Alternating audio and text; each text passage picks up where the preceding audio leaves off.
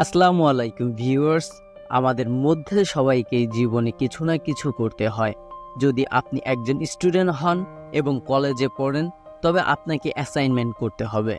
আবার যদি আপনার এক্সাম সামনে থাকে, তবে আপনি ভাবছেন ভালোভাবে পড়াশোনা করব এবারের এক্সামের জন্য, এক্সামে ভালো মার্কস পেয়ে টপ করব।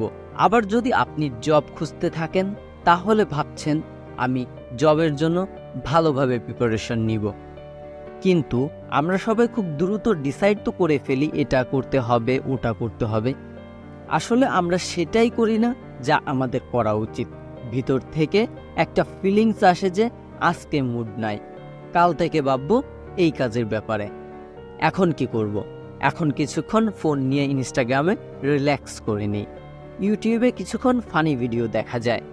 আর এভাবেই কাল কাল করতে করতে আজ আমরা আমাদের মূল্যবান সময় নষ্ট করে ফেলি। আর এই কাল আমাদের জীবনে কখনোই আসে না। এভাবে কাজকে ফেলে রাখাকে ইংরেজিতে প্রোক্রাস্টিনেশন শব্দ দ্বারা প্রকাশ করা হয়। আজকের ভিডিওতে আমরা জানব এই প্রোক্রাস্টিনেশন কেন হয় আর এটা থেকে কিভাবে বেরিয়ে আসা যায়। বর্তমানে পৃথিবীর প্রায় 50% মানুষ কাজকে পরের দিনের জন্য ফেলে রাখে। কিন্তু আমরা এমন করি কেন?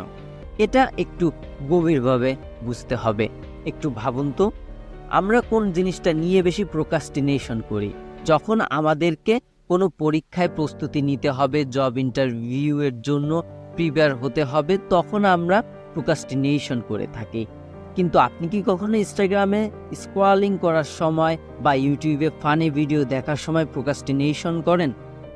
না, আমরা প্রোক্রাস্টিনেশন করব অফিসের প্রজেক্ট নিয়ে, এক্সারসাইজ করার সময়, যখন কোনো ইমোশনাল বিষয় হবে সেইটা নিয়ে আমরা প্রোক্রাস্টিনেশন করব। মূলত আমরা কোনো সিরিয়াস বিষয় নিয়ে প্রোক্রাস্টিনেশন করে থাকি।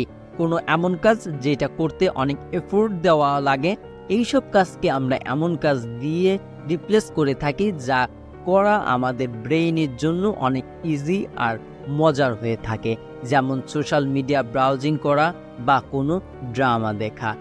এখানে ডেডলাইন অনেক বড় একটা ইম্পর্টেন্ট রোল প্লে করে।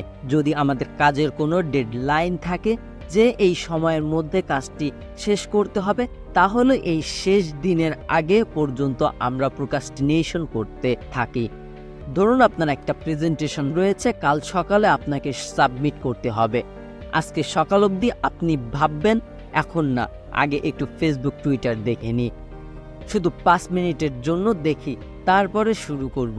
আর যেমনটা আমরা জানি এই 5 মিনিট কিভাবে ঘন্টায় পার হয়ে যায় আমরা টেরও পাই না বা পাবো না।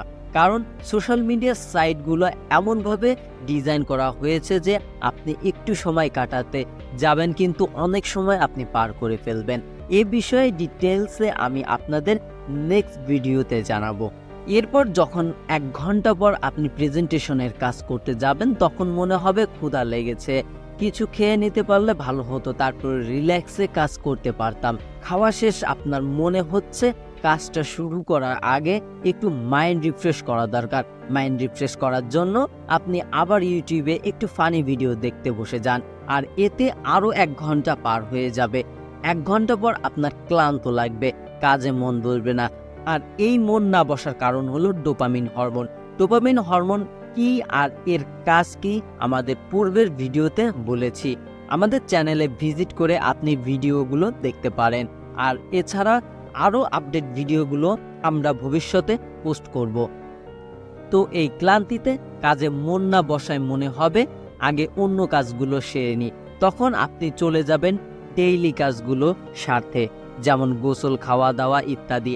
এভাবে ঘন্টার পর ঘন্টা পার হয়ে যায়। দিন শেষ হয়ে রাত চলে আসে, তখন আপনার মাথায় ঘন্টা বাজে আর তো মাত্র একটা রাত আছে, এখন তো আমাকে এটা করতে হবেই। শেষমেশ রাতে যখন ঘুমানোর সময়, তখন আপনি প্রেজেন্টেশন বানানোর কাজে বসেন। রাত ভর জেগে লাস্ট মিনিট পর্যন্ত আপনি এটা করেন। কিন্তু কলেজে তো আমাদের একটা ডেডলাইন থাকে এবং কোনো না কোনোভাবে শেষ মুহূর্তে আমরা কাজটা শেষ করি। কিন্তু তখন কি হবে?